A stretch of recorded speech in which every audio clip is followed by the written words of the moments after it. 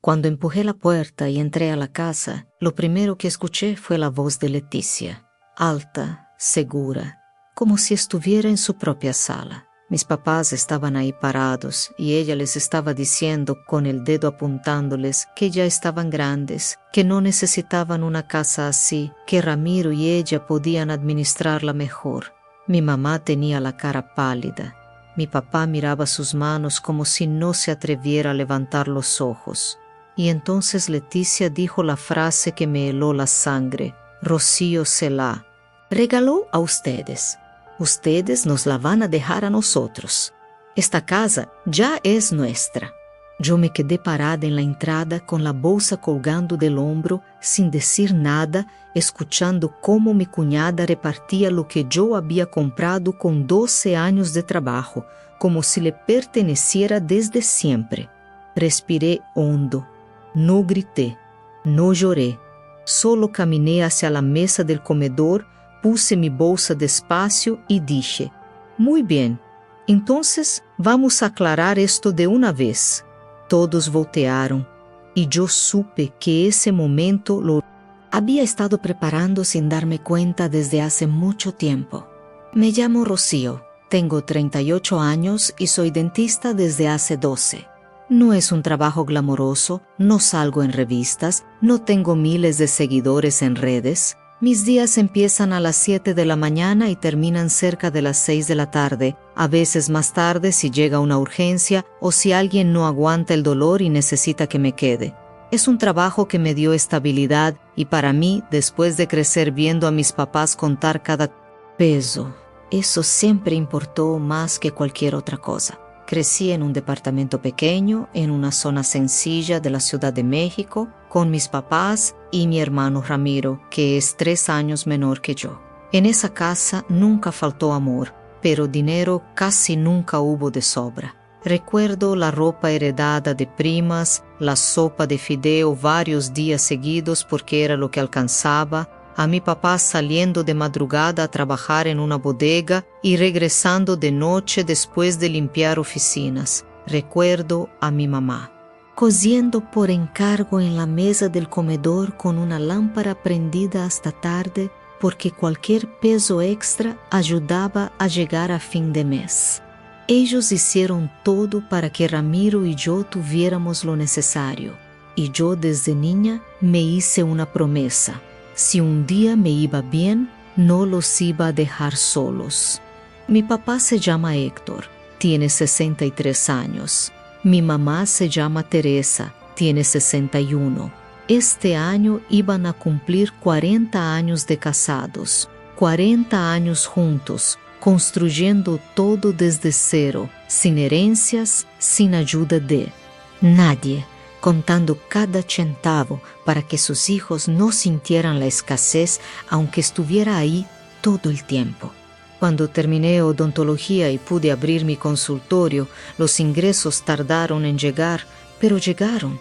Empecé pagando algunos recibos de mis papás, luego la renta, la luz, el agua, el gas, el internet, la despensa, las medicinas, las consultas. Al principio ellos no querían aceptar. Mi papá me decía, «No queremos ser una carga, hija». Mi mamá repetía que ya había hecho suficiente, que ellos se arreglaban. Pero yo insistí. Les dije que cuando yo no tenía nada, ellos me habían dado todo lo que podían y que ahora me tocaba a mí. Con el tiempo lo aceptaron, aunque nunca del todo cómodos, porque esa es la clase de personas que son. Mi hermano Ramiro tiene 35 años, está casado con Leticia y tienen 2 hijos. Julián de 10 y Camila de 7. Él trabaja en ventas, aunque nunca entendí bien de qué exactamente. Leticia trabajaba en atención a clientes en un banco. Vivían en un departamento rentado al otro lado de la ciudad y desde hace años mis papás también les daban dinero a escondidas cada vez que Ramiro se quejaba de que no le alcanzaba. Mis papás me pedían que también ayudara a Ramiro. Decían que con los niños todo era más pesado, que estaba pasando momentos difíciles, que el dinero no le alcanzaba. Yo ayudé porque era mi hermano y porque Julián y Camila eran mis sobrinos y no tenían la culpa de nada. Pagué útiles, uniformes y cuotas escolares. Pagué la renta. De Ramiro un par de veces cuando dijo que se había quedado corto. Cubrí tratamientos dentales y primeras consultas de ortodoncia de los niños porque Leticia aseguró que no podían esperar. El año pasado les di dinero para completar la compra de un auto familiar seminuevo porque Ramiro decía que moverse con 2 niños en transporte público ya era imposible.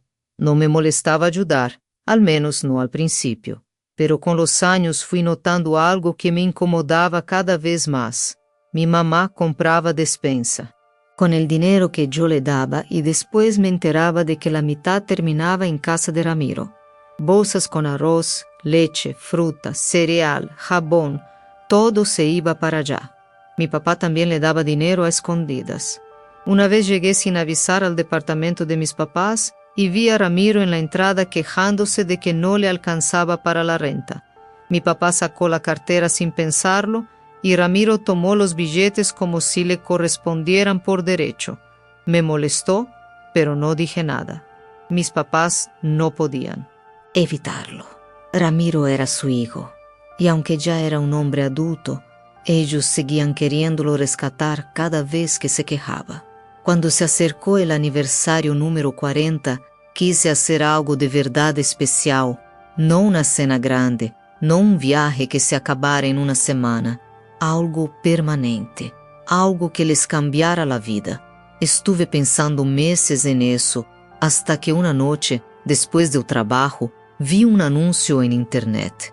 Era una casa vieja, pequeña, cerca del lago en Valle de Bravo, con vista parcial. Al agua desde la terraza. No era una mansión, no estaba en la zona más cara. Tenía arreglos pendientes y se notaba que era de otra época. Pero desde la primera foto me imaginé a mis papás ahí, tomando café en silencio, sin deberle nada a nadie. Fui a verla un sábado temprano. 2 recámaras, un baño, sala, cocina y una terraza blanca al frente. Las paredes necesitaban pintura, los muebles eran viejos y la cocina pedía paciencia, pero el lugar tenía una paz que no se compra. Desde una de las ventanas se veía el lago entre árboles y techos de casas vecinas. No era una postal perfecta, era mejor, era real. Pedían cerca de 6 millones de pesos. La compré. La liquidé con ahorros que llevaba años juntando y con una inversión que había separado para algo importante. Y antes de contarles nada a mis papás, fui con mi abogado y con un notario para dejar todo en orden. No quería que hubiera ningún hueco. Firmé todo, revisé todo y solo cuando tuve los documentos en la mano fui a contárselos. La casa quedó dentro de un fideicomiso patrimonial con derecho de uso y habitación vitalicio para mis papás. Eso quería decir que podían vivir ahí, descansar ahí, disfrutarla mientras vivieran, pero no podían venderla, rentarla, cederla ni prestarla sin autorización expresa. Yo quedé como la persona autorizada para aprobar cualquier cambio relacionado con la propiedad. También dejé un fondo para cubrir durante años el predial, el mantenimiento y las cuotas del fraccionamiento. Cambié cerraduras, saqué llaves nuevas y dejé todo listo. Una semana antes del aniversario fui al departamento de mis papás después del trabajo y los senté en la sala. Mi mamá se puso nerviosa en cuanto me vio seria. Mi papá esperó con las manos juntas. Les compré algo por su aniversario, les dije. Mi mamá sonrió con esa cara de preocupación que le sale cuando siente que gasté demasiado. No tenías que comprarnos nada, hija. Quise hacerlo, le respondí. Les compré una casa. Los 2 se quedaron mirándome sin decir nada. Mi papá abrió la boca, pero no le salió una sola palabra. Mi mamá parpadeó varias veces como si necesitara escuchar de nuevo. «¿Una casa?», dijo por fin. «Cerca del lago», le expliqué. «Es para ustedes. Pueden ir cuando quieran, quedarse temporadas largas si quieren. Todo está en orden para que nadie se las quite». Mi mamá empezó a llorar. No era un llanto triste, era de esos que salen cuando el cuerpo ya no puede guardar tanta emoción. Mi papá se limpió los ojos con el dorso de la mano y solo movía la cabeza, como si no pudiera creerlo. Fuimos ese sábado. Salimos temprano con café en termos y una bolsa de pan dulce que compró mi mamá por si nos daba hambre en el camino. Llegamos antes del mediodía. Estacioné frente a la casa y los tres bajamos. Mis papás se quedaron quietos un momento, mirando la terraza blanca, las ventanas, el agua que se veía al fondo entre los árboles. Mi papá caminó hacia la puerta despacio, como si la casa fuera a desaparecer. Si se acercaba demasiado rápido. Le di las llaves. Él las tomó con cuidado. Abrió. Entramos juntos. Mi mamá recorrió cada cuarto tocando las paredes, abriendo ventanas, mirando los closets, la cocina, el baño. Mi papá se quedó parado frente a la ventana grande de la sala, mirando hacia el lago sin decir nada. Mi mamá repetía que la casa estaba preciosa, que era perfecta, que no podía creer que fuera para ellos. Nos quedamos esa noche. Quería revisar la plomería y asegurarme de que todo funcionara bien. Abrimos llaves, probamos la regadera, revisamos la cocina. Había detalles por arreglar, pero nada grave. Mis papás casi no durmieron. Se quedaron platicando en la terraza con cobijas sobre las piernas mientras bajaba el frío. Yo los escuchaba desde mi recámara. Hablaban bajito, como si no quisieran despertar a la casa. A la mañana siguiente regresé a la ciudad porque tenía pacientes agendados. Los abracé antes de irme y manejé de regreso sintiendo que había hecho lo correcto. 2 días después, Ramiro llamó a mi mamá. Me enteré más tarde cuando ella me contó todo. Según él, solo llamaba para saludar. Le preguntó cómo estaban, qué habían hecho, por qué no contestaban tan rápido los mensajes. Mi mamá nunca ha sido buena para mentir, así que terminó diciéndole que estaban en la casa del lago. Ramiro preguntó, ¿qué casa del lago? Ella intentó decir que estaban visitando a unos amigos, pero él no le creyó. La fue presionando. ¿Qué amigos? ¿Dónde? ¿Desde cuándo? ¿Por qué? Nadie le había dicho nada. Mi mamá quiso cambiar el tema, pero Ramiro no la soltó. Al final le dio la dirección. Esa misma noche, Ramiro apareció en la casa. Mi mamá me llamó cerca de las 9. Desde que escuché su voz, supe que algo estaba mal. Ramiro está aquí, me dijo. ¿Cómo que está ahí? Llegó con Leticia, los niños y el perro. Dice que quiere conocer la casa. Se me apretó el estómago. ¿Qué le dijiste? Le dije que era un regalo tuyo para nosotros. Y ahora dicen que se van a quedar. El fin de semana. Mamá, diles que no pueden quedarse. Ya lo intenté, me respondió con voz temblorosa. Pero Ramiro dice que es una casa familiar y que él también es familia. Leticia ya está desempacando en una de las recámaras. Intenté llamar a Ramiro 3 veces. Las 3 se fueron directo al buzón. Esa noche casi no dormí. Me quedé acostada en la cama mirando el techo, con la voz de Leticia dando vueltas en mi cabeza. Esta casa ya es nuestra. Lo decía con una convicción que me dejó fría, como si ya lo hubiera decidido hace mucho tiempo y solo estuviera esperando el momento de anunciarlo.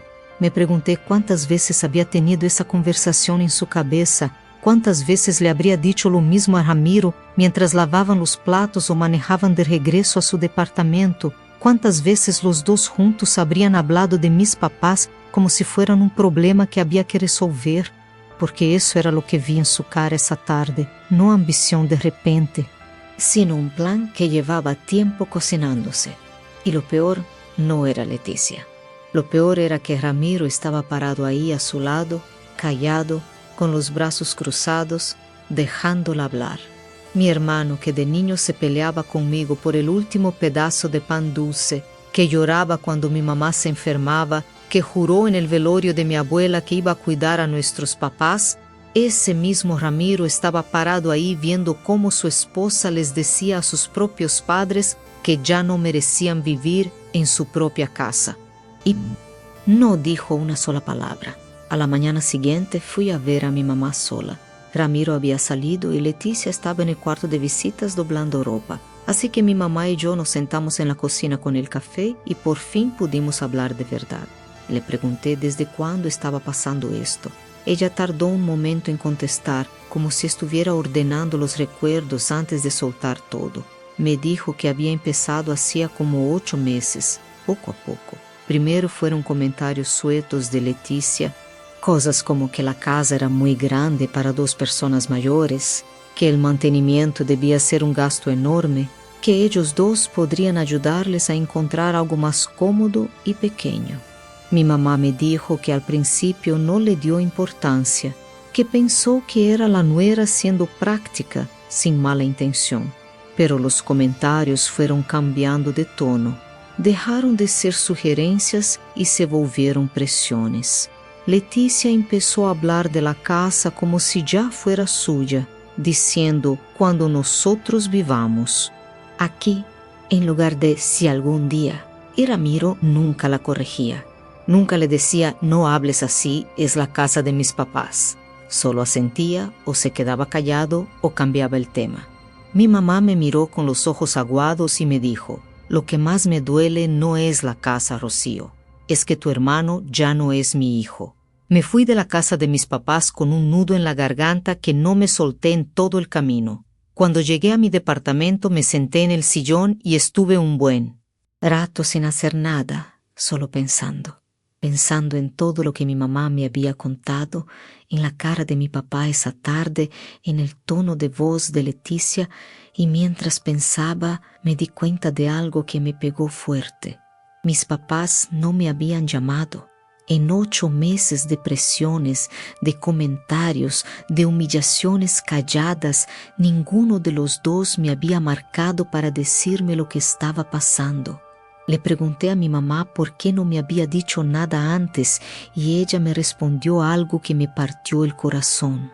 Porque no quería meterte en problemas con tu hermano. Ahí entendí el tamaño de lo que tenía enfrente. Mis papás habían estado aguantando todo eso solos, protegiéndome a mí, sin saber que mientras más callaban, Leticia y Ramiro avanzaban más. Ya les habían dicho que buscaran otro lugar para vivir. Ya les habían dicho que la casa les quedaba grande. Ya les habían dicho de 1000 maneras distintas que eran un estorbo, y ellos seguían ahí, en silencio, sin molestar a nadie, esperando que la situación se arreglara sola. Esa noche decidí que yo no iba a quedarme callada. El primer paso que di fue hablar con un abogado. No sabía muy bien por dónde empezar, pero una amiga mía del trabajo había tenido un problema parecido con una herencia y me dio el contacto de alguien de confianza. Me reuní con él 3 días después y le expliqué todo, que la casa era de mis papás, que la habían comprado hace más de 30 años, que yo les había ayudado con una parte del enganche cuando me fue bien en un negocio hace unos años y que ahora mi hermano y su esposa los estaban presionando para quedársela. El abogado me escuchó con calma, tomó notas y cuando terminé de hablar me hizo una pregunta directa. ¿La propiedad está a nombre de tus papás o hay algún documento que involucre a tu hermano? Le dije que creía que estaba solo a nombre de ellos 2, pero que no estaba segura. Me dijo que lo primero era revisar el registro de la propiedad porque a veces estas cosas empezaban con un poder notarial que los hijos conseguían sin que los papás entendieran bien lo que estaban firmando. Eso me heló. Salí de esa reunión con una lista de cosas que verificar y un miedo nuevo que antes no tenía. La posibilidad de que Leticia ya hubiera metido mano en los papeles sin que mis papás se hubieran dado cuenta. Le pedí a mi papá que buscara todos los documentos de la casa, escrituras, recibos del predial, todo. No le dije exactamente para qué, no quería asustarlo más de lo que ya estaba, solo le dije que quería tener todo en orden por si acaso. Mi papá tardó 2 días en encontrarlo todo. Lo tenía guardado en una caja de cartón en el fondo del closet de su recámara. Me mandó fotos de cada documento por el celular. Me senté a revisarlos uno por uno y respiré cuando vi que las escrituras seguían a nombre de mis dos papás únicamente. No había poderes notariales raros, no había endorsos, no había ningún nombre extra. La casa seguía siendo de ellos. Pero entonces vi algo que me detuvo. Entre los papeles había una hoja que no era una escritura ni un recibo. Era una carta escrita a mano con la letra de mi mamá dirigida a Ramiro. La fecha era de hacía 4 meses. En esa carta, mi mamá le decía a mi hermano que entendía su situación, que sabía que el departamento donde vivían era pequeño, que ella y mi papá habían hablado y que estaban pensando en hacer algo para ayudarlos. No decía exactamente qué, pero esa frase, estaban pensando en hacer algo para ayudarlos, me preocupó mucho. Porque en manos de Leticia, esa carta podía convertirse en cualquier cosa. Volví a ver al abogado con los documentos. Él revisó todo y confirmó que por el momento no había ninguna transferencia, ningún poder firmado, nada que pusiera en riesgo la propiedad de manera inmediata, pero me advirtió que la situación tenía señales de alarma claras. La presión sostenida sobre personas mayores para que cedan bienes era un patrón que él había visto muchas veces y que generalmente escalaba. Me explicó que, si mis papás en algún momento firmaban un poder notarial general a nombre de Ramiro, él tendría la capacidad legal de hacer transacciones con la propiedad sin necesidad de consultarles.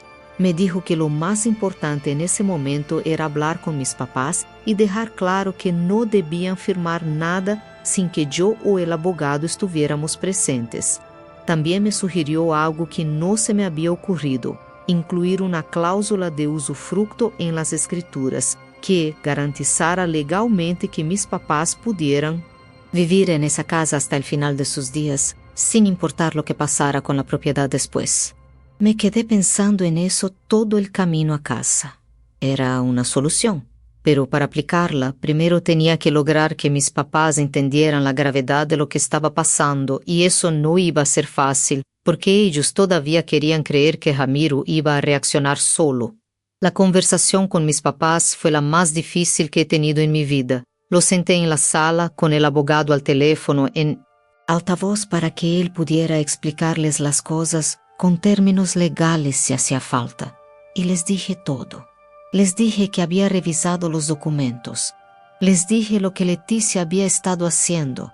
Les dije que la presión que estaban viviendo tenía un nombre, que era una forma de abuso, y que la casa no era un asunto de familia, sino un asunto legal que podía volverse muy serio si no lo atajábamos a tiempo. Mi mamá lloró. Mi papá no lloró, pero vi cómo le temblaba la mandíbula. Lo que más les dolió no fue enterarse del riesgo. Creo que en el fondo ya lo sabían. Lo que más les dolió fue escucharlo dicho en voz alta, sin rodeos, sin el velo de «son cosas de familia que se arreglan solas». Cuando el abogado les explicó lo del usufructo, los dos se quedaron callados un momento.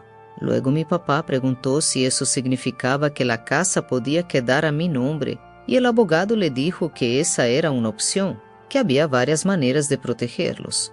Mi papá me miró, luego miró a mi mamá y dijo algo que no esperaba. Entonces que quede a nombre de Rocío. Ella nunca nos ha pedido nada. Lo que pasó en los días siguientes fue todo al mismo tiempo. Mis papás le dijeron a Ramiro que habían decidido hablar con un abogado para poner los documentos de la casa en orden.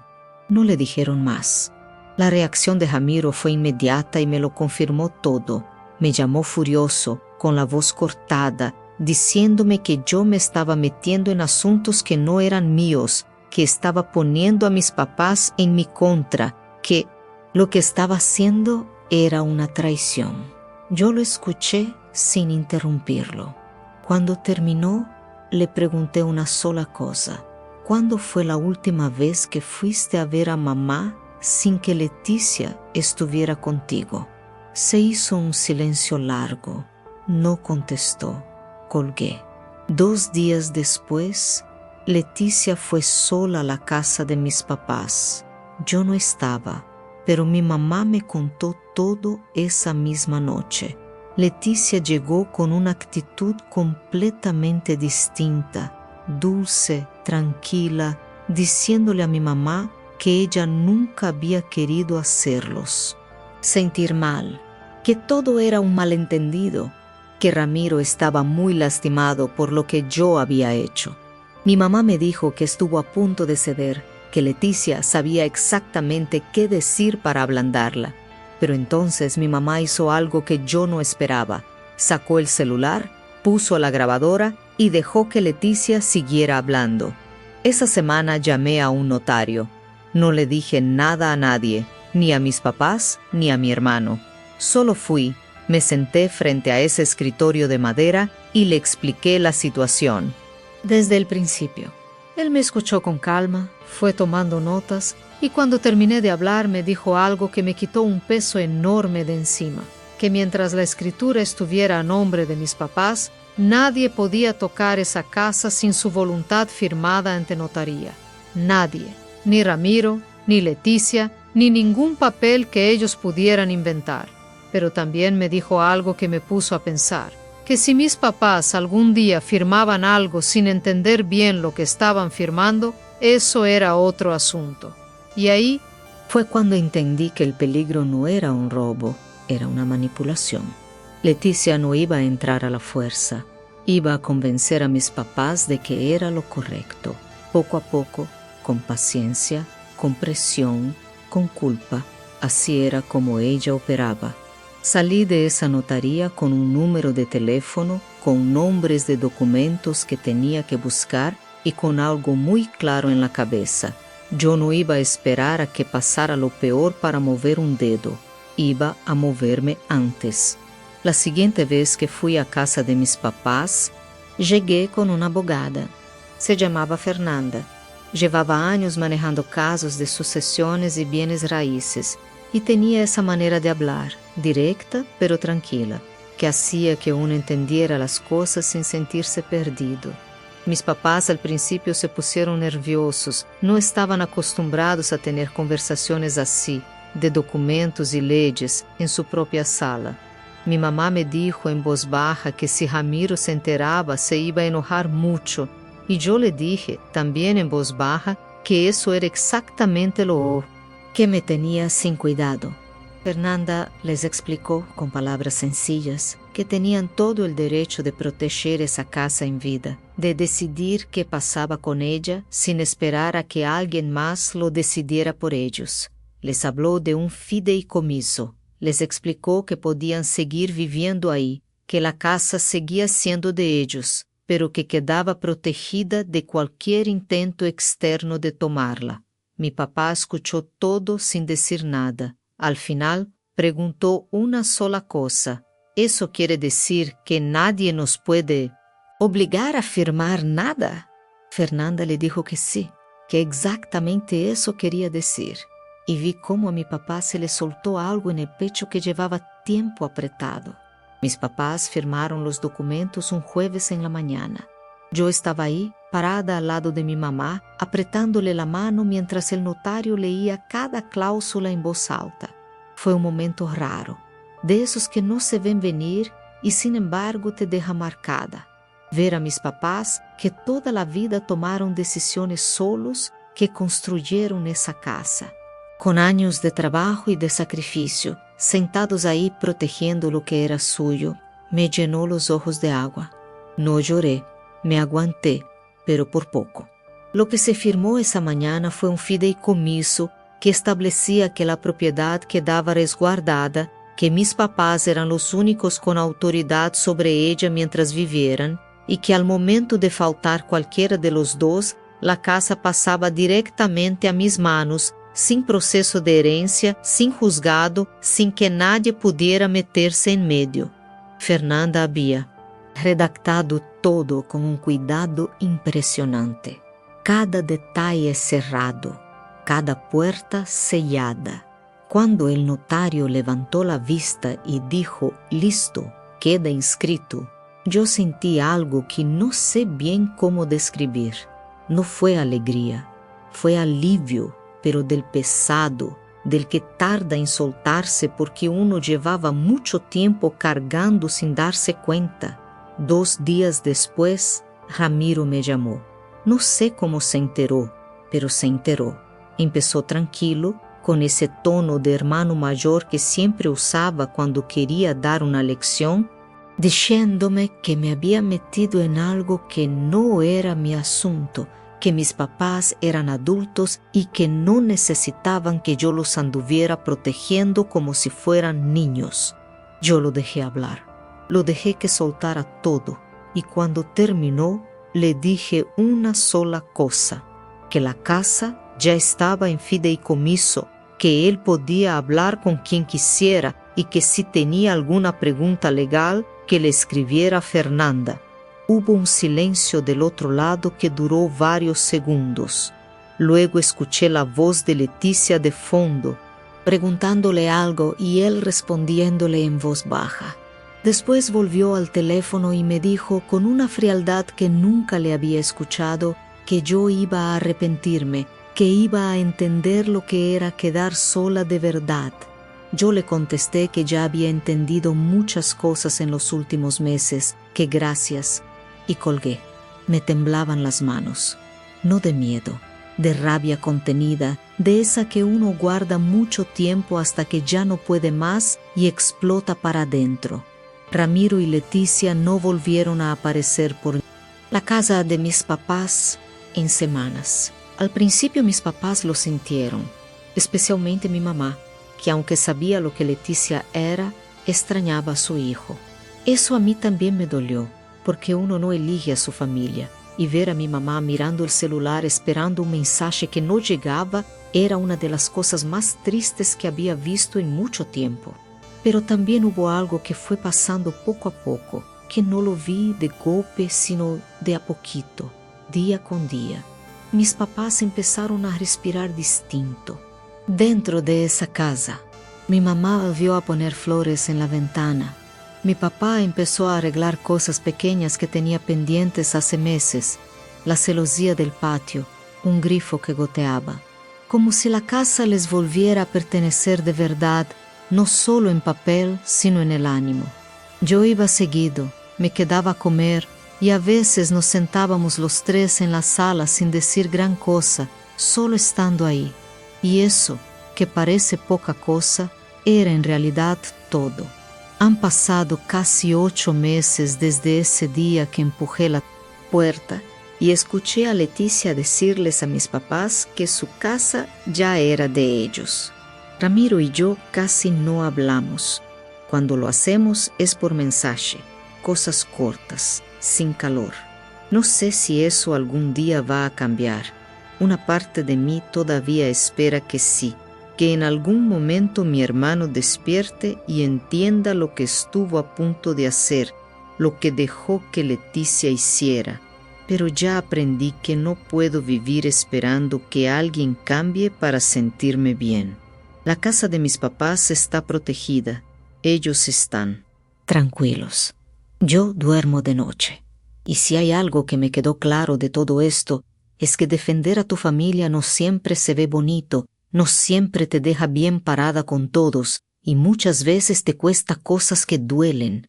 Pero hay noches en que me acuerdo de la cara de mi papá cuando el notario dijo listo, esa cara de hombre que recuperó algo que casi pierde sin saber que lo estaba perdiendo, y sé que hice lo que tenía que hacer, sin dudas, sin arrepentimientos. Yeah.